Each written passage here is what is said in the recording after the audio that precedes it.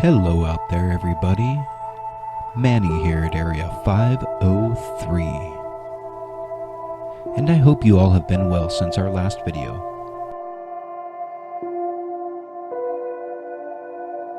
I was speaking the other day with an individual about aliens and UFOs.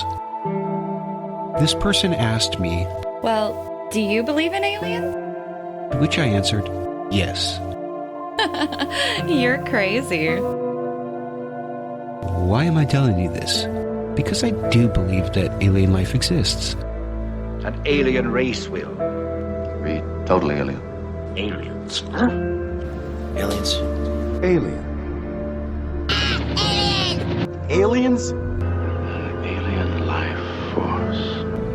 Aliens? Goddamn aliens! Tell her, Brian. He's an alien. What? Aliens? And I believe that alien disclosure has already occurred and is ongoing. So I would like to lay out my case for alien disclosure. In my opinion, disclosure truly began the day after Roswell, when the media reported the following. Headline edition, July 8, 1947.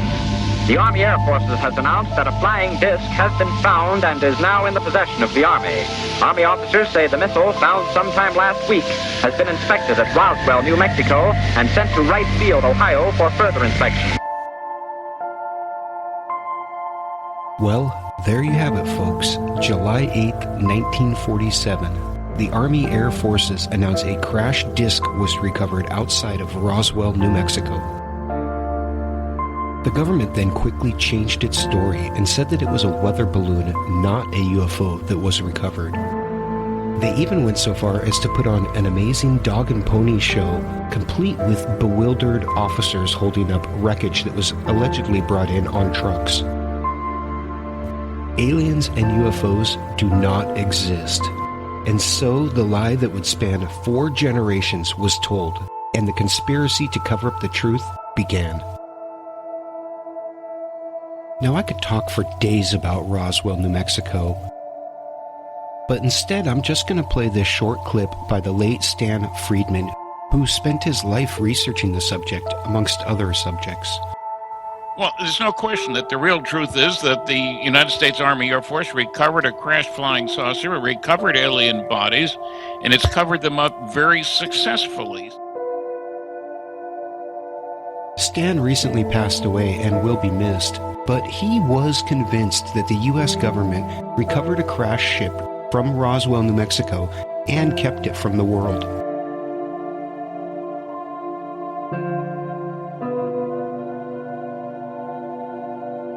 Just 2 weeks after Roswell, President Truman signed into law the National Security Act of 1947, which restructured the military and created the National Security Council, as well as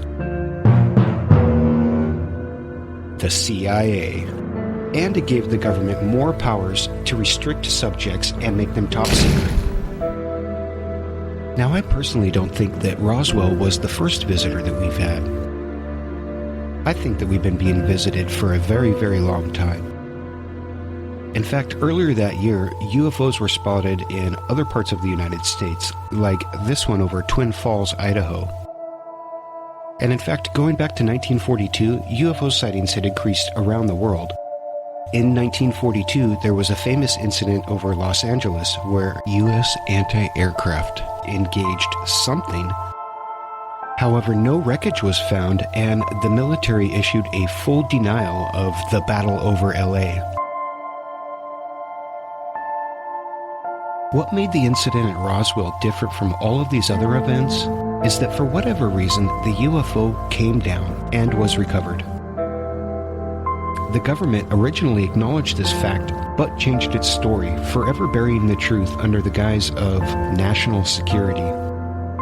I think I'm going to start calling this conspiracy The Great Lie. because it is one of the most detrimental lies ever told, and its repercussions would ultimately end up affecting the lives of billions of human beings, as I will later illustrate. The Great Lie was told in 1947, and it should come as no surprise that shortly afterwards, the U.S. military began to embark on a series of clandestine missions, such as Operation Paperclip, which was a secret mission to capture Nazi scientists and bring them to work in the United States in the aerospace, rocketry, and pharmaceutical and chemical design industries. And then there was Operation HighJump, which was a massive expedition to the South Pole, hidden under the disguise of an Arctic training mission. As Secretary of the Navy, James V. Forrestal explains the reasons for the enterprise.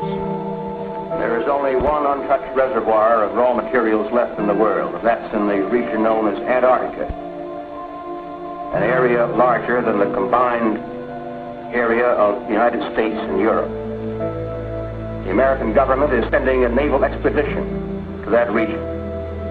The purpose is to train our Navy in polar operations so that it may better perform its function of preserving the peace upon the seven seas of the world. I've done a ton of research on Operation HighJump, and I still don't know what it was all about. But I don't think that you're going to take 5,000 men and 13 ships, including an aircraft carrier, to Antarctica just for a training exercise. Add to this the fact that the mission's inventory included heavy equipment to build runways and other permanent structures, and I have a far easier time believing that HighJump was down at the South Pole for some other reason. The Great Lie. But Manny, what does all of this have to do with aliens and UFOs? That's a good question, and I think I have an answer to it. It has long been speculated by many that the pre-World War II sudden buildup of German weaponry and technology can be attributed to the German possession of some advanced technology, either given willfully through barter or exchange, or found through recovery of a crash site or a military engagement site. This theory is further supported by a letter written on August 2nd, 1939 by Albert Einstein, addressed to President Franklin Delano Roosevelt. In the letter, Albert Einstein informs the president of the creation of uranium and its devastating potential as a weapon. He also warns the president that the Germans are in development of an atomic weapon, and he urges the president to start an atomic weapons program of our own, leading to the creation of the Manhattan Project. It should be noted that this was almost 1 month before Germany would invade Poland, officially declaring World War II. It's almost as if Einstein knew something was coming.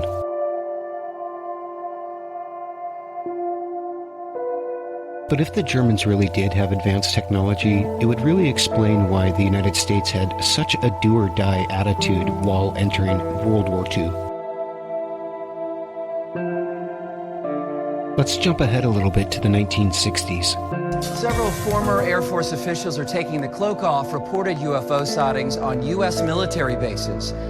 They were seeing strange lights in the sky. Robert Salas worries aliens have their eyes on our nuclear weapons. The former Air Force Minuteman launch officer remembers one morning early in March of 1967. While on duty, several in the military witnessed unexplained red lights in the skies over Malstrom Air Force Base in Montana. A very frightened guard called me and said they were looking at a glowing red object pulsating about 30 feet in diameter, hovering right above the front gate. Moments later, the alarms on 10 nuclear missiles sounded, and then they were mysteriously shut down. Here is an intercontinental ballistic missile operator claiming that UFOs disabled his weapons. He isn't the only military member to talk about UFOs. In fact, just recently, the New York Times ran an article quoting a Navy pilot who saw UFOs daily.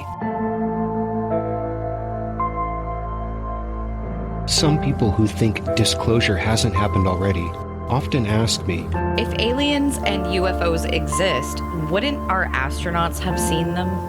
That is a totally legitimate question, and During my research, I've actually found a few websites that address that issue and have some links to some articles where astronauts have seen some UFOs and strange things in space.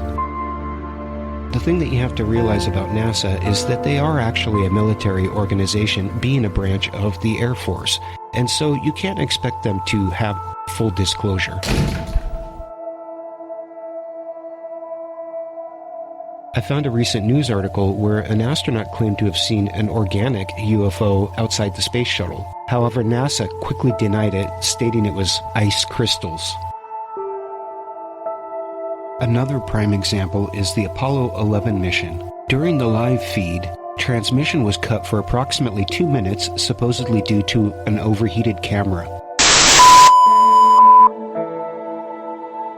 However, back on Earth, amateur ham radio operators claim to have caught an exchange between NASA and the astronauts. It is alleged that Neil Armstrong saw some sort of spaceship on the rim of the crater while landing, and he said the following, quote, "These babies are huge, sir. Enormous. Oh God, you wouldn't believe it. I'm telling you, there are other spacecraft out there, lined up on the far side of the crater edge. They're on the moon, watching us."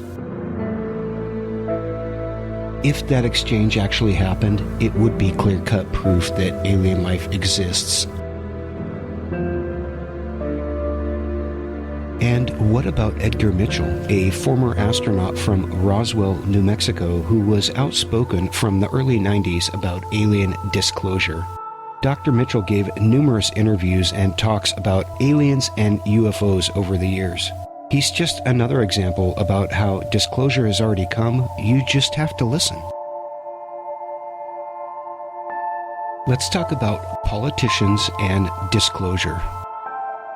It stands to reason that if a government or governments is behind the great lie, that you wouldn't expect politicians to talk about UFOs and aliens, but it seems likely that the architects of this conspiracy are likely part of a top secret subgroup within the government, so it's quite likely that a lot of these politicians are not even a part of it, at least not knowingly.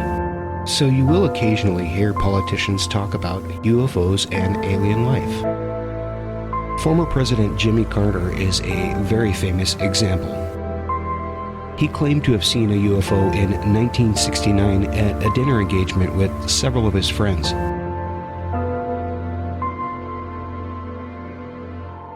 The great lie.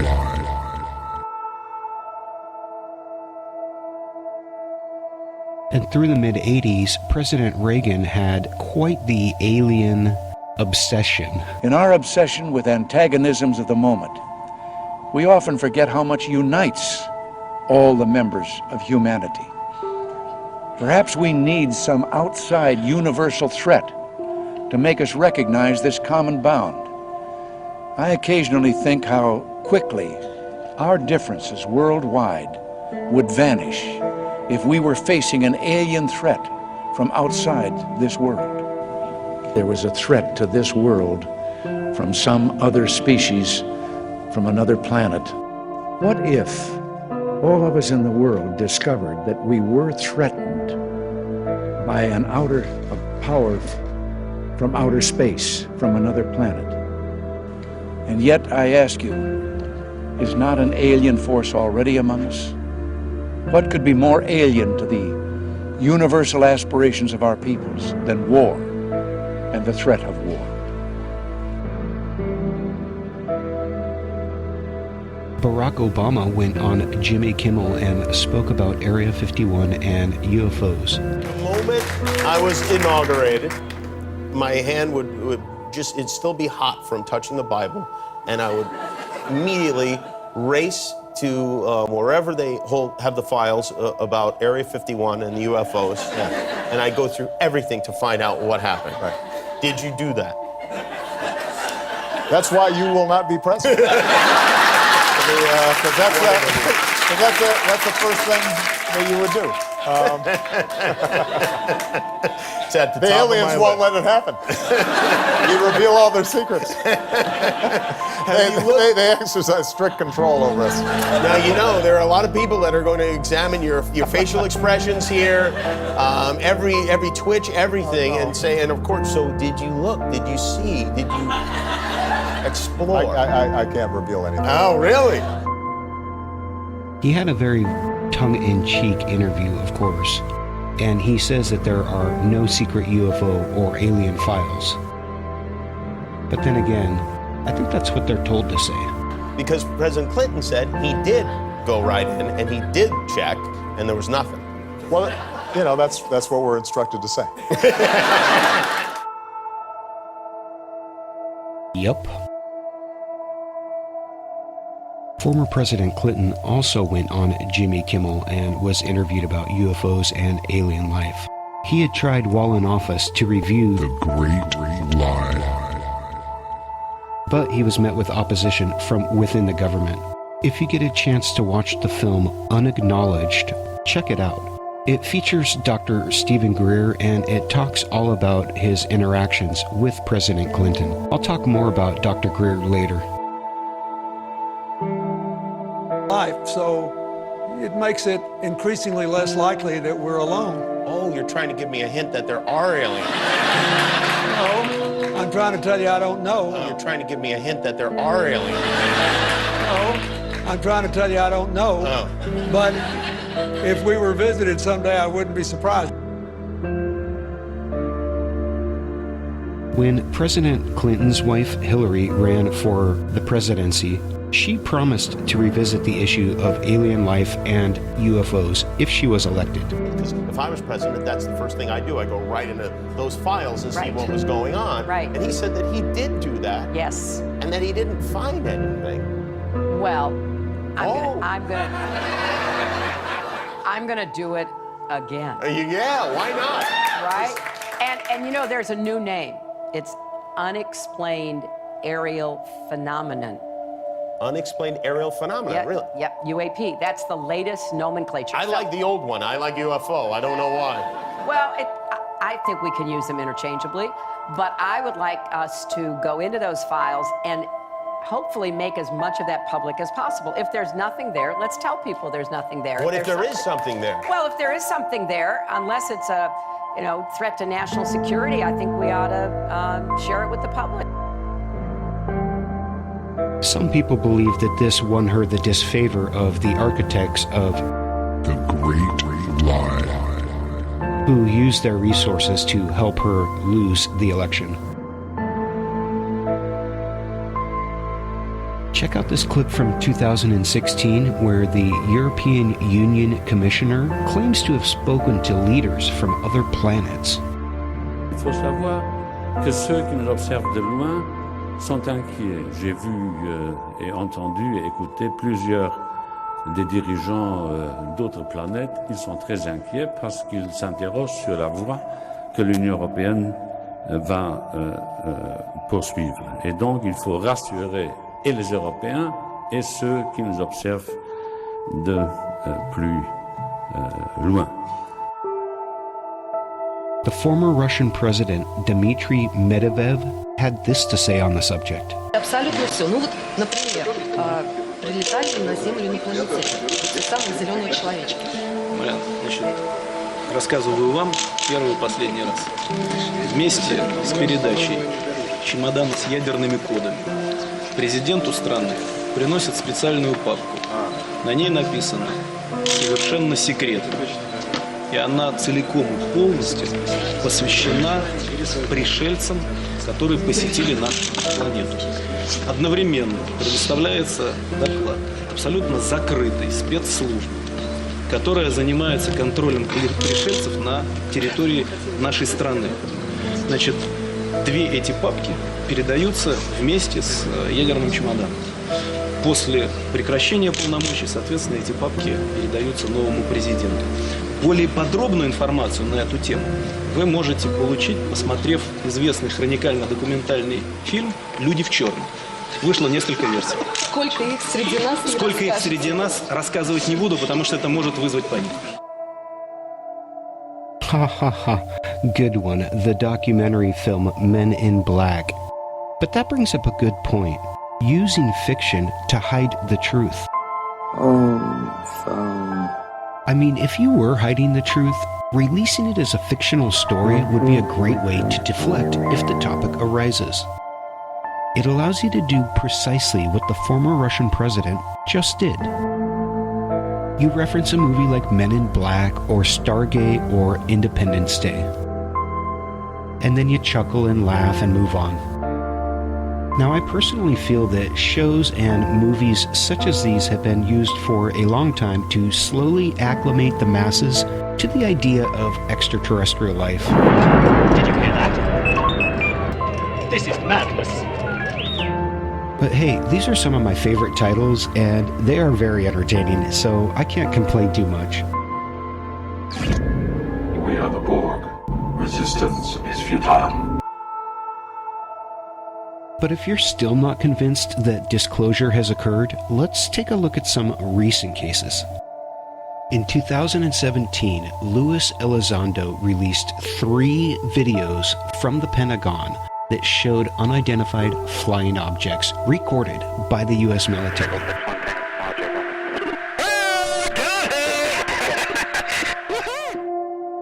Elizondo is the former official in charge of AATIP, or the Advanced Aerospace Threat Identification Program, which was a secret Pentagon program to investigate aerospace threats, not UFOs, allegedly. Oh my gosh, dude. Wow, look at that, man. Look at him fly. Elizondo left the program because he felt like the UFO phenomenon was not being given proper attention by the leadership in the military. After he left, he secured the release of these 3 videos that allegedly show UFOs. Check out this piece by George Knapp in Las Vegas. Remember George's name. I'll be talking about him later. Until he stepped out on stage last October alongside rock star Tom DeLonge and other former government insiders, most of the world had never heard of Luis Elizondo, which is how he liked it. Elizondo's government career was spent in the shadows, mostly as a Pentagon intelligence officer. I was at the top of my game in my career field, and I left it all to have this conversation with the American public. The conversation is about UFOs. For almost 10 years, Elizondo was a central figure in a secret Pentagon program to study unknown aerial threats. These days, he's preparing to relocate to the sleepy beach town of Encinitas, which is where Tom DeLonge's To the Stars Academy is based. That organization made public a pair of UFO videos which Elizondo helped to declassify before he left Washington. The videos were recorded by military pilots during encounters with far superior technology. In December, the New York Times reported on Elizondo and the videos, which set off a flurry of mainstream news coverage. Critics questioned whether Elizondo had released the videos on his own, as if he hid them in his lunch pail. The Department of Defense made the decision to release them. Through the Department of Defense DOPSR process, approved the release for exactly the reason why the request was made. So it was completely on the up and up. One video recorded off San Diego in 2004 capped off a week of encounters between UFOs and the USS Nimitz battle group. Navy pilots got up close and personal with an object they described as a large TicTac, but which was capable of seemingly impossible movements and acceleration. Critics have come up with many theories about why the video and the chief witness are not legitimate. And yet when he tells you he's seen something go from a near hover or something that is over the water going at 450 knots and all of a sudden takes off over the horizon in 2 seconds, you better believe what he's telling you he's seen. And by the way, that's backed up by 3 other individuals that were also on that same flight in 2 aircraft. And then later by the radar operators, and then later by 2 more F-18s afterwards. It frustrates me because people say, well, that's just IR glare. That's IR fuzz. You know, that's an atmospheric condition. A bug on the windshield. Right, I said, look, atmospheric conditions, you cannot lock a radar onto. So I'm sorry. It's not atmospheric. An initial cursory report about the TicTac encounter was tossed in a drawer at the Pentagon, but the case was revived after Nevada Senator Harry Reid and colleagues initiated a formal program to study UFO incidents involving the military. The civilian contractor was Bigelow Aerospace in North Las Vegas. Investigators interviewed 18 witnesses to the TicTac case and declared it to be a legitimate unknown. The TicTac in that incident, that's not Russian, that's not Chinese, it's not ours, right? It's somebody else's. It's from somewhere else. I think even more compelling. Look, if this was a TicTac that we saw in 2004, that would have been extremely advanced technology and capabilities for 2004. I think everybody would agree. It's extreme. It is considered extreme exotic technology today, let alone in 2004. But these observations match with previous observations going well before that. In other words, there have been other Nimitz-type incidents both before and since. There's a whole fleet of them. Look on the ASA. This is the second video released by the Pentagon. It shows an object dubbed the Gimbal. It is not related to the TicTac case, Elizondo confirmed. Other independent sources told the I-Team this video was recorded off the coast of Florida in 2015. There are many other dramatic encounters not yet made public. The Nimitz is simply an example of one case, one event in time of many that we looked at. When it continues to happen as a pattern, that is when we get to the point where we now become increasingly concerned. Because it's not an anomaly, now it's a trend. And if it's a trend, then we need to look at it. George Knapp, 8 News Now. It's rotating. People familiar with the UFO study say about 24 UFO videos are being declassified for release to the public in the coming months. And Luis Elizondo says the technology displayed by the UFOs is beyond anything we have, but that scientists think they now understand how it works. More on that part of the story in the days ahead. We have links. So here we have Luis Elizondo, who ran AATIP for 10 years, and he says that there are many incidents such as these going way back, and that they are real and not of this world. Many people ask me, so if UFOs are real and the government's had them for a long time, why hasn't anybody come forward who's worked on them? well, the answer to that is that they have. Meet Bob Lazar. If you've ever heard of a place called Area 51, it's because of Bob Lazar. Back in 1989, Bob Lazar blew the whistle on a secret government base that was doing research and reverse engineering alien spacecraft.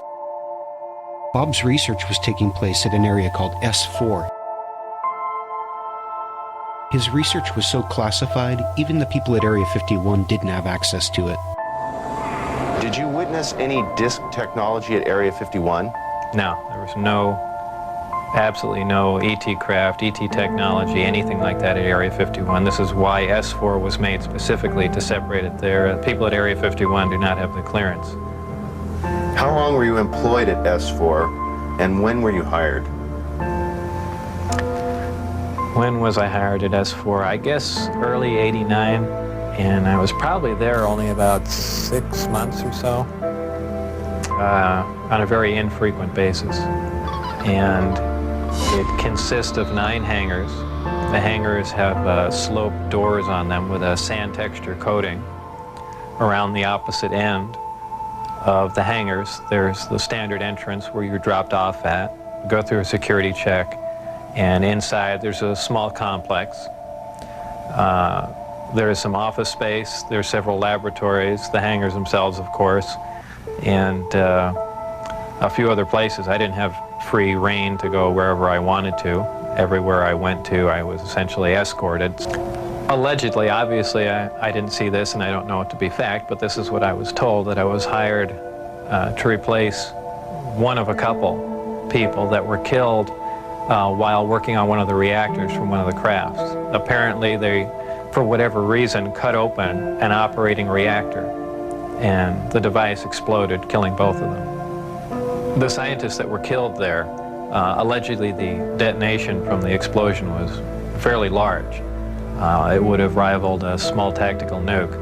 So it was done at the Nevada test site, and it was to be passed off as an unannounced nuclear test. The great The information, now this isn't something that I determined, it's something I was told, that the crafts originated from a planet that orbited the Zeta Reticuli star system. Zeta Reticuli 1 and Zeta Reticuli 2 are two stars of a binary star system. The craft allegedly came from there. But from that photograph, it looked like what you see in UFO lore as the typical gray. So how tall it was from what I could see, I couldn't tell because I only saw a portion of the photograph. But if everything else you see is correct, I would imagine it was 3.5 or 4 feet tall. But there again, all I had to see was a photograph, and I didn't have much to go on. It probably really hit me when I got inside the craft and looked around and began to understand how the craft was operated, and finally grasped the whole project as a whole, as what we were doing, the fact that we weren't building this thing, we were trying to find out how it was made. We were back engineering it. There are 3 amplifiers. The craft can operate on a single one, can lift off the ground. The way in which it's propelled are 2 different ways. There's what they call Omicron configuration, where the craft is using one generator, or Delta configuration, where it's utilizing all 3. Essentially, the craft will tilt up on its side, as opposed to a science fiction movie where you see a flying saucer moving around. The craft will tilt up on its side, focus the 3 gravity generators to a single point, and move through space that way.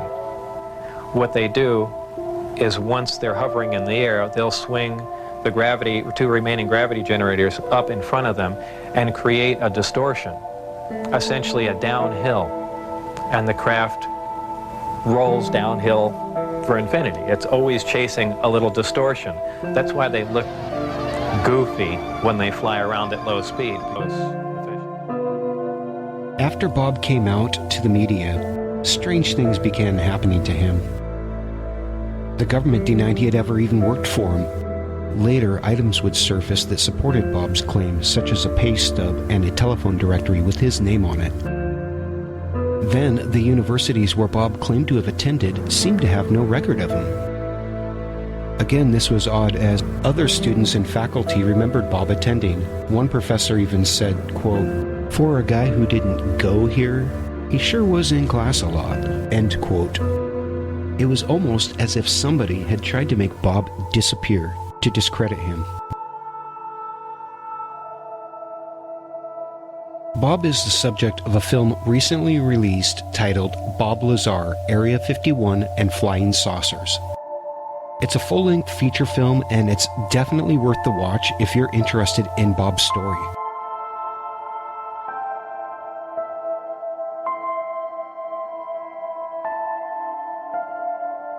While I'm on the subject of film recommendations, I mentioned Unacknowledged earlier and Dr. Stephen Greer. Dr. Stephen Greer is a longtime ufologist who was brought in by President Clinton's administration to brief and advise them on the UFO phenomenon after they were stonewalled by the existing intelligence community. And you'll have to watch that movie if you want to see what happens when somebody tells the president, "I'm sorry, sir, that information is need to know."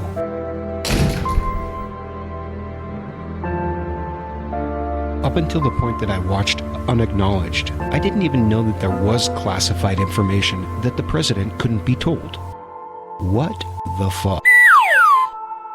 So where does that leave us now? I'll tell you what, I'm not waiting for the so-called mainstream to accept extraterrestrial life. Paul Hellyer, a former Canadian Minister of Defense and a longtime UFO believer, had this to say when asked if he thought the mainstream media would ever find a story big enough to report on. Well, there will never be anything big enough for the media to report because the media is compromised. It is totally corrupt. Now this really makes me mad. And I said earlier that the Great Lie had affected billions of human lives, and I want to tell you why I feel that way. If this lie was never told and disclosure was given almost 80 years ago, it may have led to a more peaceful and unified world. A world where resources could be shared and people wouldn't have to go hungry. A world where everyone would have housing, regardless of which family or country they were born in. A world where every human being would have health care. A world where people didn't have to get sick and die prematurely. Fuck cancer. The Great Lie. A world without poverty.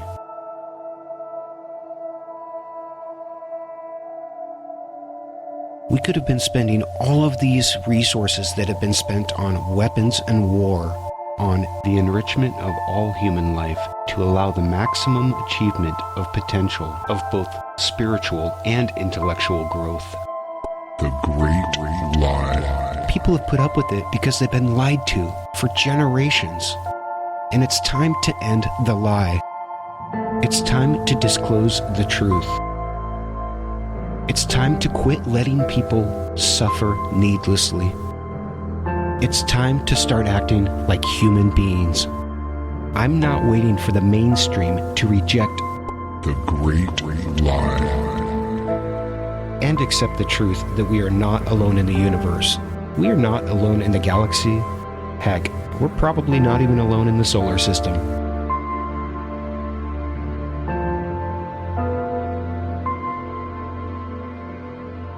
I believe this to be true, that I've made a good case to back my beliefs. And so I reject the Great Lie. I disbelieve that humanity is alone. I disbelieve that human beings are the center of the universe. And I disbelieve your lies that were told to our generation, to our parents' generation, to our grandparents' generation, and to our children's generation. And to those of you who are waiting for some grand disclosure, I wouldn't hold your breath. Instead, take a look at the information that's been provided and consider the fact that disclosure may have already occurred and is still ongoing. But don't take my word for it, and don't take the government's word for it. I've gone to great lengths to document my research, so use those links below to go out and educate yourself. Then, make up your own mind. Figuring things out for yourself is the only freedom anyone really has. Use that freedom. Make up your own mind. I want to play you guys this clip from Luis Elizondo, who I've talked about quite a bit. I think the same time next year we're going to have a fundamentally different conversation. I think disclosure already occurred. I don't think necessarily disclosure is an event. I think it's a process. And I think that process began. I have to say, I agree with Lewis on this one. Disclosure is a process, and it has already occurred, and it is ongoing.